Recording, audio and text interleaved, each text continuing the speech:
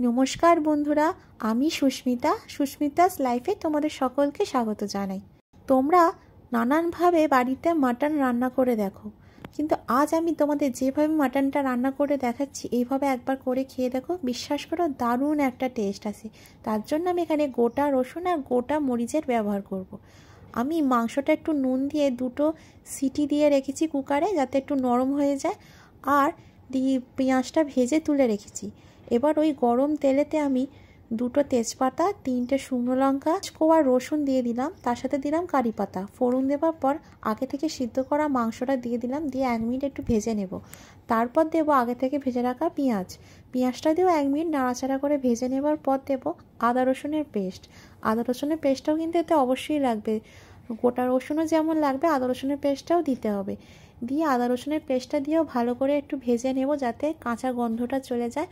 তারপর দেব বাকি মশলা, হলুদ গুঁড়ো, লঙ্কার গুঁড়ো আর গোটা গোলমরিচ দিয়ে ভালো করে ভেজে নেব। এটা ভালো করে ভেজে নেওয়ার পর দেব ক্যাপসিকাম কুচি, টমেটো কুচি আর কাঁচা লঙ্কা কুচি। এরপর দেব নুন, দিয়ে এটা ভালো করে কষাতে থাকবো। এটা যত কষাবে লো আঁচে তত একটা ভালো ফ্লেভার বের হবে। আর দেব মাটন মশলা। এইভাবে এটা মিনিট 5 চাপা দিয়ে লো আঁচে কষাতে হবে। ভালো করে কষানো হচ্ছে, আর আমি আগে থেকে যে মাংসটা সিদ্ধ করেছিলাম তার মধ্যে যে জলটা বেরোছিল সেই জলটা আমি আলুর মধ্যে দিয়ে একটা সিটি দিয়ে দিলাম কুকারে, যাতে আলুটা একটু নরম হয়ে যায়। আসলে আমার একটু রান্নার তাড়া ছিল, তাই আমি এই পদ্ধতি অবলম্বন করলাম। এরপর আমি ওই মাংসটা ভালো করে কষানো হয়ে গেলে সেই আগে থেকে সিদ্ধ করে রাখা আলুটা দিয়ে দিলাম, আর ওই জলটাও দিয়ে দেবো। আর দেবো চর্বিটা কিন্তু আমি সিদ্ধ করে রাখিনি, চর্বিটা কাঁচাই ছিল, সেটা আমি এবার দিয়ে দিলাম। দেবার পর গরম জল দিয়ে দেবো পরিমাণ মতো, দিয়ে চাপা দিয়ে এটা সিদ্ধ হতে দেবো।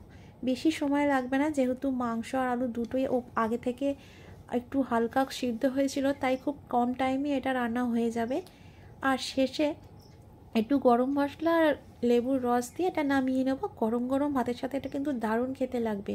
তোমরা অবশ্যই এটা বাড়িতে করে খেয়ে দেখো, আমাকে কমেন্টস করে জানিও কীরকম খেতে হয়েছে। পারলে ভিডিওটা শেয়ারও করো, আর এই ভিডিওটা দেখার শেষে কিন্তু লাইক করতে ভুলো না। আর যারা আমার চ্যানেলটা এখনও সাবস্ক্রাইব করোনি তারা অবশ্যই আমার চ্যানেলটা সাবস্ক্রাইব করো, আর পাশে থাকা বেল আইকনটাও কিন্তু প্রেস করে রেখো, যাতে তোমাদের কাছে তাড়াতাড়ি আমার ভিডিওগুলো পৌঁছে যায়।